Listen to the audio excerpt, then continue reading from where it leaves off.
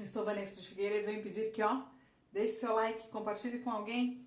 Vamos de sequência com os poderes da mente. Sou Eli Caldas Schubert e estamos conversando aqui sobre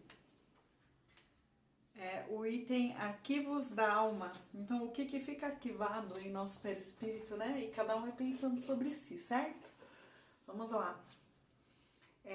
A narrativa informa que em espaçosa sala, saturada de fluidos magnéticos a emitirem fosforescências azuladas, encontrava-se singular cadeira transparente, como se fosse de cristal, com cerca de 2 metros, semelhante a um espelho, placa essa ultrassensível, fluido magnética, com propriedade de registrar quaisquer impressões mentais ou emocionais de quem ali se apresentasse.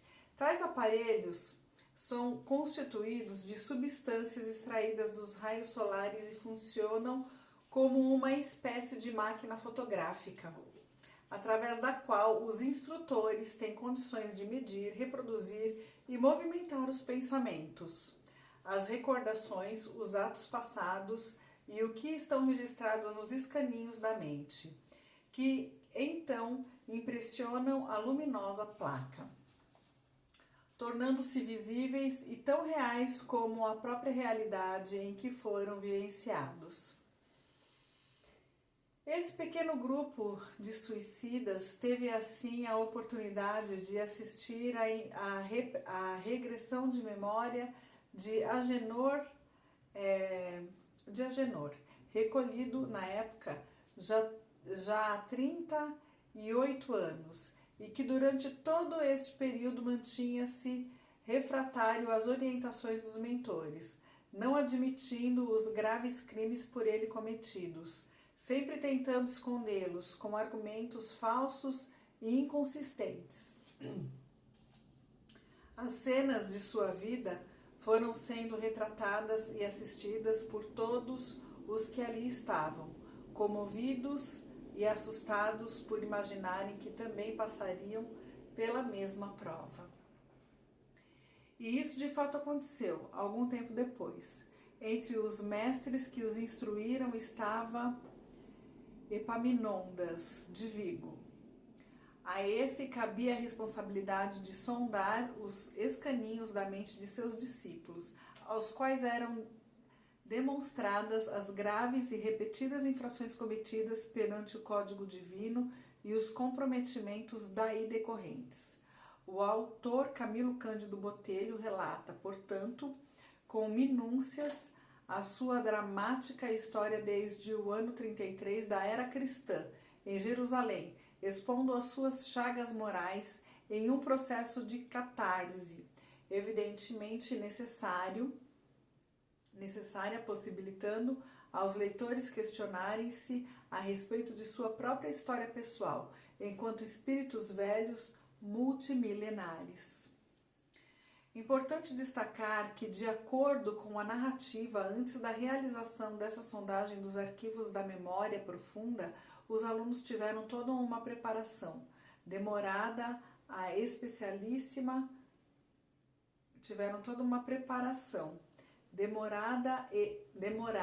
e especialíssima com o mestre Aníbal de Silas, que a princípio explanou as causas da vinda de Jesus à Terra.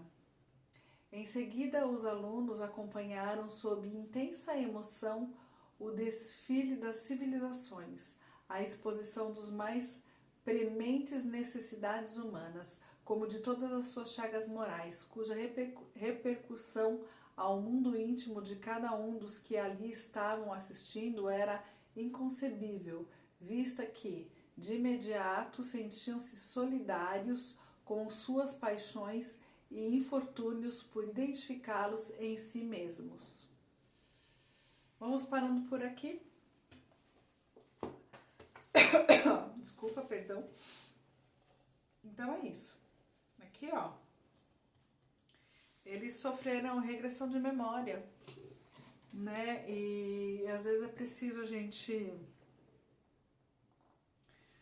precisa parar e olhar para a própria memória, né? Memorizar o que houve para saber como seguir ou o que foi que fizemos para estarmos em atuais circunstâncias, né? Então, assim, quando se passa para o plano espiritual, independente de suicídio, muitos que não cometeram o suicídio propriamente dito, de livre e espontânea vontade, né, que cometeram o autoassassinato, né,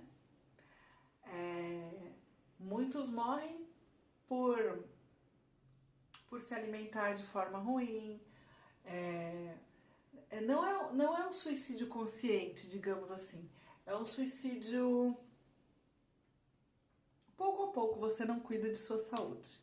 Aí você engorda e começa com problemas de saúde por conta do açúcar, ou por conta de sobrepeso, ou por quaisquer outros motivos, mas pelo simples motivo de você descuidar do seu corpo físico, né? De deixar de fazer as necessidades corpóreas, né? De alimentação correta, de atividade física, porque o corpo ele é o veículo da alma.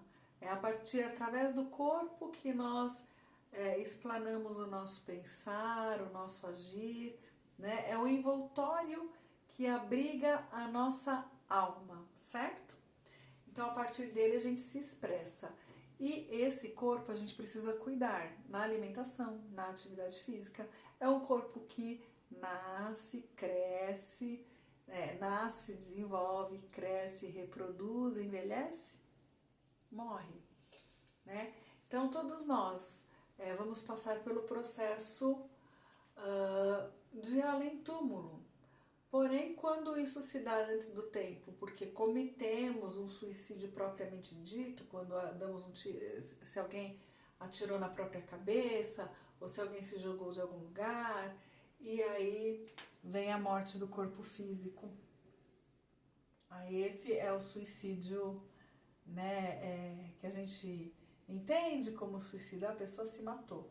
Mas existe aquela morte que também é entendida como suicídio, por exemplo, na má alimentação.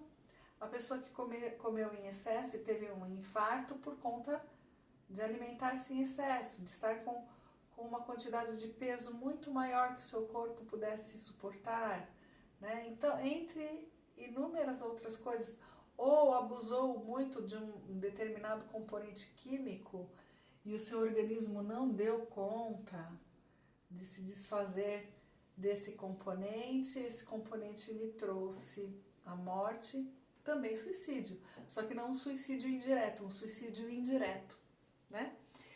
Mas de qualquer forma suicídio.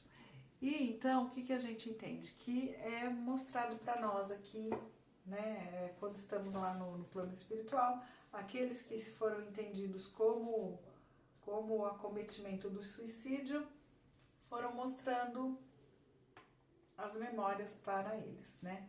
Então, assim, a memória, ela sempre nos vai trazer uma reflexão para que possamos melhorar em relação a coisas que já fizemos, que já vivenciamos, ou que outros vivenciaram, e a partir da experiência do outro, a gente pode entender o que é bom para mim e o que pode ser que não seja tão bom assim, né? Como tem um ditado lá que tem uma doutora nutricionista, eu acho que ela é nutricionista, que ela diz assim: tudo posso, mas nem tudo me convém. É assim que eu entendo aqui no planeta, tudo a gente pode. Mas será que convém? Então vamos buscar entender o que é que nos convém, o que é que nos eleva e o que é que nos rebaixa, né? Entendendo que em dado momento todos nós, sem exceção, não vai haver exceção, todos nós passaremos pelo túmulo, estaremos nos desligando um dia aqui do nosso corpo físico e que possamos, enquanto estivermos aqui, fazer o nosso melhor. O melhor que o outro não é o melhor só que eu mesma, que eu possa vencer a mim mesma a cada dia, né? É engraçado que outro dia eu vi uma mocinha que ela disse assim: não é não como matar um leão por dia, né? Porque vencer a si mesma é como matar um leão por dia. Mas ela diz que é muito mais, porque aí a gente está cercado das serpentes, do... ela citou lá vários bichos. Eu falei, é verdade, tem esses que estão em volta, torcendo pela nossa derrocada. Então, oremos ao Senhor, que Deus possa nos iluminar, que Deus nos abençoe, abençoa, Pai. Abençoa o nosso feito, para que ele seja o melhor para nós e a todos aqueles que estão ao nosso entorno. É assim que eu entendo. Beijo no coração, me ajuda a fazer crescer esse canal. Dá o seu like, compartilha com alguém. Se inscreve, não se inscreveu, se inscreve. Beijo!